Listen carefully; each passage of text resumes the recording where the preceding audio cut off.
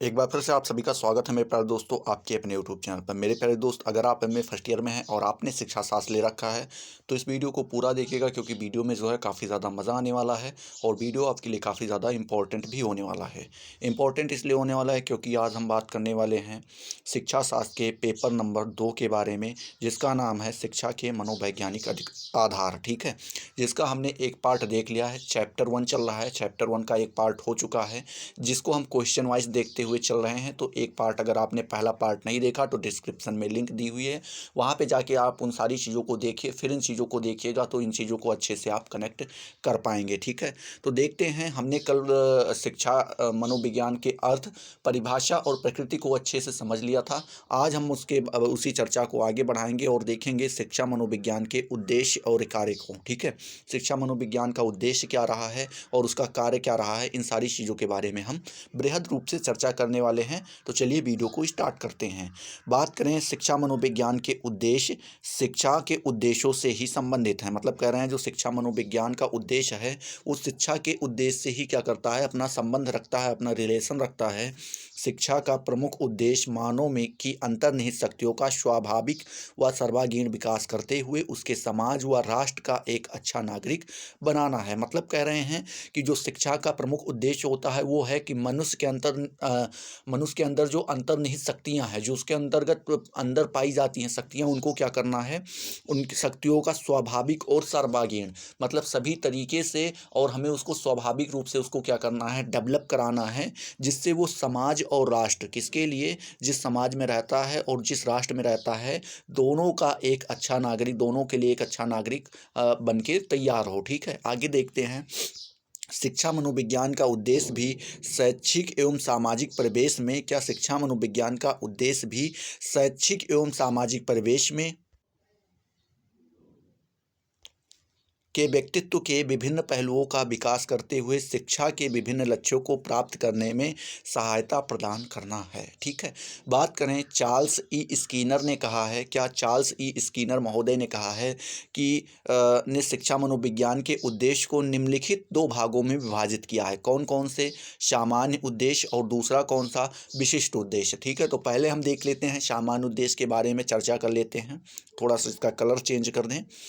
देखते हैं, Charles Skinner के शब्दों में शिक्षा मनोविज्ञान का सामान्य उद्देश्य सामान्यीकरण किए संगठित तथ्यों का एक ऐसा संग्रह प्रदान करना है जो शिक्षा को सांस्कृतिक एवं व्यावसायिक लक्ष्यों को अधिक से अधिक प्राप्त करने में सहायता दे सके। ठीक है, क्या कहा है चार्ल्स स्कीनर महोदय ने? इन्होंने कहा है कि जो शिक्षा मनोविज्ञान का सामान्य उद्देश्य है वो ये है कि जो सामान्यीकरण के संगठित तथ्य हैं, मतलब जो सामान्य रूप से सब जगह पे पाए जा रहे हैं, उन तथ्यों का एक ऐसा संग्रह प्रदान करना है। मतलब हमें एक ऐसा, उनको इकट्ठा कर करके एक ऐसा संग्रह प्रदान करना है जो शिक्षा को सांस्कृतिक एवं व्यावसायिक लक्ष्यों, मतलब सांस्कृतिक मतलब अपने जो बच्चा पढ़ रहा है वो अपनी संस्कृति को पहले ना भूले, उसके बाद उसको जीवन यापन करने के लिए कोई ना कोई व्यवसाय ढूंढना पड़ेगा, करना पड़ेगा।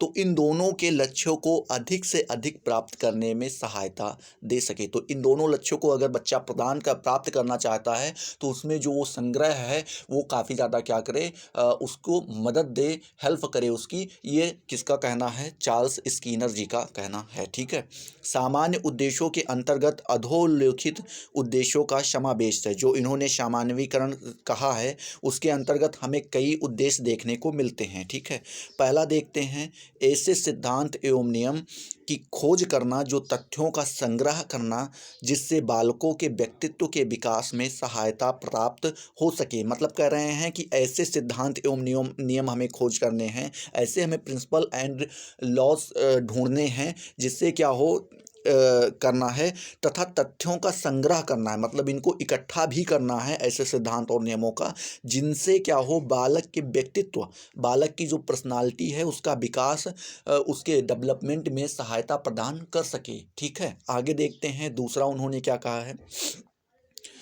दूसरा इन्होंने उद्देश्य दिया है कि शिक्षण विधियों में सुधार एवं उन्नति करना। मतलब कह रहे हैं कि जो शिक्षण विधियां अभी चल रही हैं हमारे यहाँ, मेथड्स ऑफ टेक्निक जो चल रही हैं, जिससे हम लोग पढ़ रहे हैं, बच्चे पढ़ रहे हैं, जो उनके लिए क्या करना है, उसमें जो गलतियां हैं उनको हमें क्या करना है, सुधार करना है एवं उनकी उन्नति कराना है। मतलब हमें थोड़ा बहुत और भी डेवलप करना है, ठीक है। ऐसा नहीं कि गलतियां जो हो रही हैं उनको रोक दिया जाए बस, हमें थोड़ा बहुत अपने तरफ से और भी देखना है, क्योंकि समय और परिस्थिति के अनुसार हर चीज़ बदल जाता है, तो हमें इन्हें भी क्या करना चाहिए, चेंज करना चाहिए, ठीक है।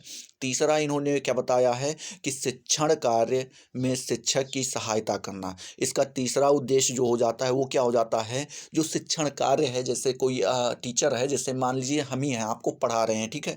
तो आपको पढ़ा रहे हैं तो शिक्षक की सहायता करना। अब ये हमारी सहायता करेगा कि हम आपको किस प्रकार से समझाएं कि आपको अच्छे से समझ में आ जाए, ठीक है। इसी प्रकार से चौथा देखते हैं उद्देश्य। यहाँ पे चौथा उद्देश्य दे रहा है शिक्षा के सांस्कृतिक लक्ष्य, क्या सांस्कृतिक लक्ष्यों एवं व्यावसायिक उद्देश्यों की पूर्ति में सहायता करना। मतलब कह रहा है शिक्षा के जो सांस्कृतिक लक्ष्य हैं, जैसे सांस्कृतिक लक्ष्य आप समझ पा रहे होंगे, अगर आप सनातन धर्म से बिलोंग करते हैं, या फिर आप मुस्लिम, किसी भी सिख ईसाई किसी भी धर्म से बिलोंग करते हैं, तो इनकी अपनी एक संस्कृति होती है, इनके अपना पहनावा ओढ़ावा होता है, इनका अपनी अपनी एक बोलचाल होती है, अपना एक संबंध अलग होता है। तो पहले तो उसको आपको बनाए रखना है, सांस्कृतिक जो लक्ष्य है उसको बनाए रखना है, ठीक है। दूसरा कह रहा है कि व्यावसायिक उद्देश्यों, अब सांस्कृतिक अपनी बनाए रख के आप जिंदा तो रह नहीं सकते, उसके लिए आपको पैसे की ज़रूरत पड़ेगी, खाने की ज़रूरत पड़ेगी, और इन सारी चीज़ों की पूर्ति आपकी तभी होगी जब आप कोई व्यवसाय ढूंढेंगे या फिर करेंगे। तो अगर इन दोनों चीज़ों को अगर आपको बनाए रखना है, तो इसमें आपकी क्या करता है, पूरी सहायता करता है, ठीक है। ये तीसरा उद्देश्य उन्होंने बताया है। दूसरा जो मुख्य उद्देश्य आ जाता है, पहला आपने सामान्य उद्देश्य देख लिया, अब हम देख लेते हैं दूसरा विशिष्ट उद्देश्य, ठीक है। इसमें क्या है, इसमें है, यदि शिक्षा मनोविज्ञान के सामान्य उद्देश्यों का विश्लेषण करें तो उसके विशिष्ट उद्देश्यों का पता चलता है। मतलब कह रहे हैं अगर आप सामान्य उद्देश्य को उसको बता रहे हैं, तो वहीं पे आपको अनुमान लग जाता है कि इसके विशिष्ट उद्देश्य क्या क्या हो सकते हैं, ठीक है। ये विशिष्ट उद्देश्य निम्नलिखित हैं। कितने हैं निम्नलिखित, मतलब यहाँ पे नीचे आपको एक एक पॉइंट करके दिए गए हैं। देखते हैं पहला, यहाँ पे पहला कह रहा है कि शिक्षक को इस बात की जानकारी प्रदान करना कि कोई बालक की किस सीमा तक सीखता है। मतलब कह रहे हैं कि पहले तो शिक्षक को ये जानकारी दिलाना होगा कि कोई बालक किस सीमा तक, मतलब कितनी देर तक कोई चीज़ आज बच्चा कनेक्ट कर पाता है या कितना वो सीख सकता है। मान लीजिए मैं आपकी ये महा मैराथन क्लास 3 घंटे की चलवा दूँ, ठीक है, आपको उसमें समझ कुछ भी ना आए, तो फ़ायदा क्या है इस चीज़ का। इसीलिए मैं छोटे छोटे पार्ट्स में इन चीज़ों को लाता हूँ, जिससे आपको जानकारी भी हो, आप उन चीज़ों से लाभान्वित भी हों, और इससे आपको ऊबन भी ना हो, और आप इनसे लगातार लाभान्वित होते रहें, ठीक है। आगे कह रहा है उसके सामाजिक व्यवहार में कहाँ तक सुधार लाया जा सकता है। जो बच्चा पढ़ रहा है उसका जो सामाजिक व्यवहार है, मतलब दूसरों से बातचीत कैसा करता है, वो आमने सामने जब बैठता उठता है तो कैसे बैठता उठता है, उसकी बोलने का तरीका क्या है, चलने का तरीका क्या है, इन सारी चीज़ों में अगर आप सुधार लाना चाहें तो ये कहाँ तक हम ला सकते हैं, इसकी भी जानकारी कौन दिलाता है, ये शिक्षा मनोविज्ञान ही दिलाता है। और किसको दिलाता है, शिक्षक को दिलाता है, ठीक है। और व्यक्तित्व समायोजन, ठीक है, व्यक्तित्व समायोजन में कहाँ तक सफलता प्राप्त हो सकती है। व्यक्तित्व समायोजन मतलब कह रहे हैं पर्सनालिटी एडजस्टमेंट में कहाँ तक सफलता प्राप्त हो सकती है, या भी शिक्षक को कौन ज्ञान दिलाता है, यह दिलाता है शिक्षा मनोविज्ञान। अब व्यक्तित्व समायोजन क्या होता है, व्यक्तित्व मतलब होता है पर्सनालिटी, और समायोजन का मतलब होता है एडजस्टमेंट। जैसे मान लीजिए आपकी एक पर्सनालिटी है, आप एक पर्सनालिटी का मतलब ये मत लीजिएगा कि आप अच्छा पैंट पहनते हैं, आप अच्छी शर्ट पहनते हैं, आप टाई लगा के चलते हैं, कोट पहन के चलते हैं, ये पर्सनालिटी नहीं होती है। ये पर्सनालिटी का एक हिस्सा होता है। जो मुख्य पर्सनालिटी होती है, आप किसी से किस तरह से बात करते हैं, सामने वाले का किस प्रकार से सम्मान करते हैं, आप कैसे उठते हैं, बोलते हैं, बैठते हैं, कैसे अपने कार्य को पूरा करते हैं, तो ये होती है पर्सनालिटी। तो उसमें कहाँ तक सफलता प्राप्त हो सकती है, मतलब आप बालक की पर्सनालिटी को कहाँ तक डेवलप कर सकते हैं, ठीक है। डेवलप करने का मतलब ये हुआ कि मान लीजिए किसी की पर्सनालिटी ऐसी है जो एकदम रूठ के बोलता हो हर बार, अरे भाई, मतलब समझो लड़ाई झगड़े पे उतारू हो जाता हो, मतलब एकदम समझ लीजिए कि वो हमेशा लड़ाई झगड़े के लिए ही तैयार रहता हो। दूसरा कोई ऐसा है जो आराम से सामान्य बातें करता हो, अरे भाई कोई भी चीज़ हो वो बात के ऊपर बात करने से सॉल्व हो जाती है, ठीक है। तो अब उसको वहाँ पे अगर जा रहा है तो वहाँ पे दोनों लोगों को क्या करना पड़ेगा, एडजस्टमेंट करना पड़ेगा, अपने ईगो को एक तरफ रखना पड़ेगा और वहाँ पे अच्छे से बात करनी पड़ेगी, फिर उन चीज़ों को सॉल्व किया जा सकता है, ठीक है। वही चीज़ यहाँ पे कह रहे हैं।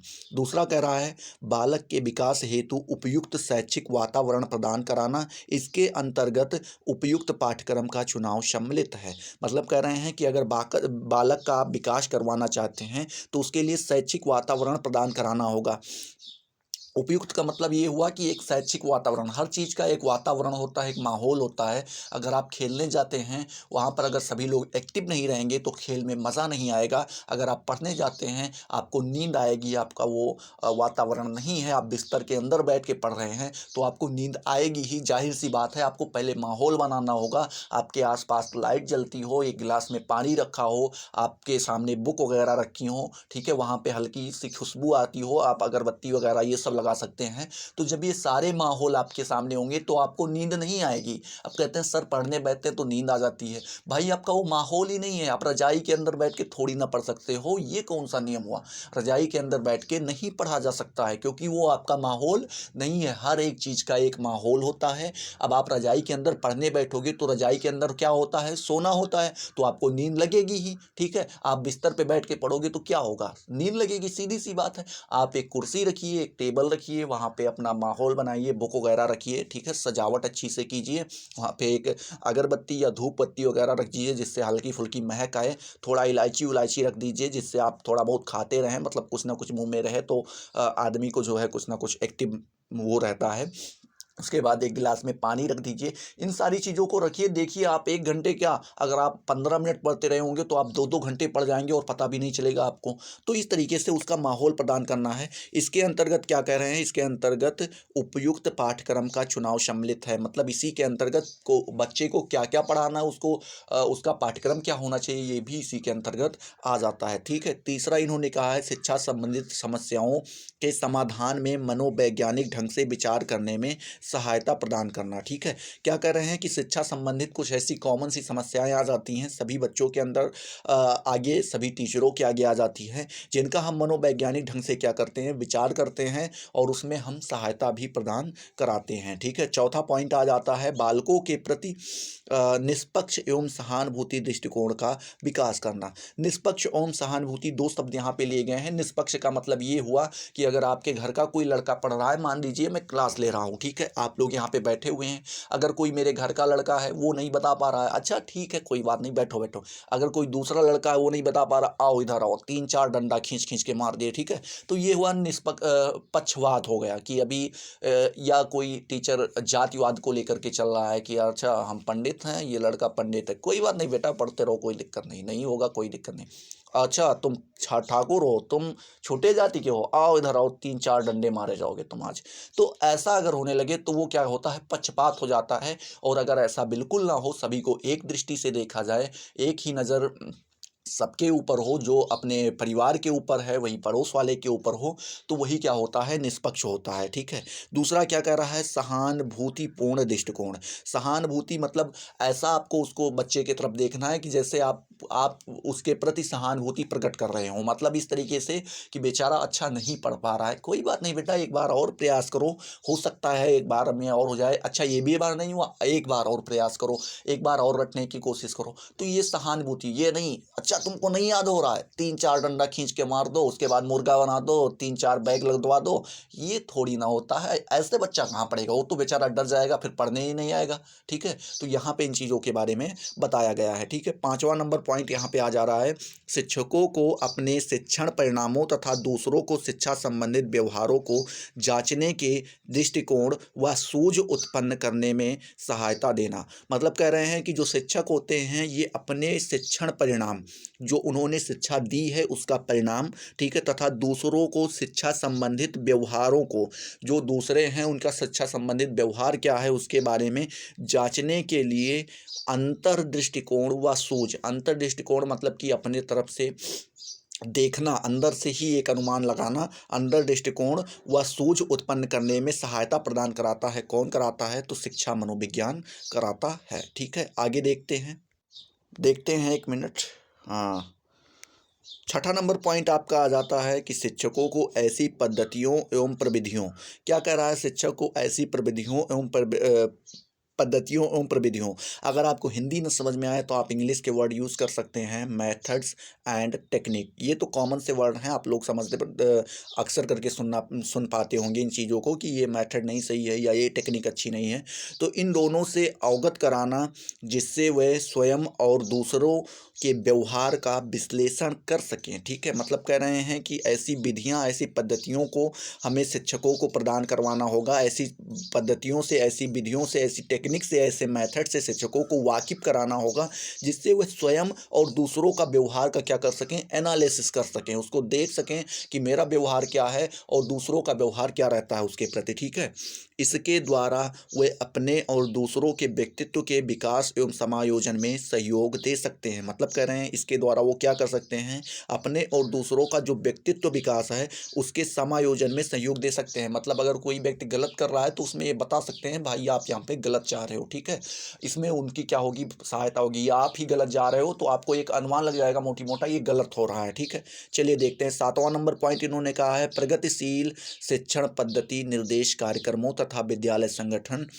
एवं प्रशासन के व्यवहारिक स्वरूप को निश्चित करने में सहायता प्रदान करना। मतलब कह रहे हैं प्रगतिशील शिक्षण पद्धति जो लगातार चल रही है, प्रगतिशील शिक्षण पद्धति है, निर्देश कार्यक्रमों, जो निर्देशन कार्यक्रम होते हैं उसके, तथा विद्यालय संगठन एवं प्रशासन के व्यवहारिक, जो ये लोग हैं इनके व्यवहारिक स्वरूप का निश्चित करने में, इनका व्यवहारिक स्वरूप कैसा होगा उसको निश्चित करने में सहायता प्रदान कराता है। कौन कराता है, तो शिक्षा मनोविज्ञान कराता है। ठीक है, आठवां पॉइंट देखने को मिल रहा है, व्यक्तिगत भिन्नता के आधार पर बालकों को उचित निर्देशन में शिक्षक को सहायता देना।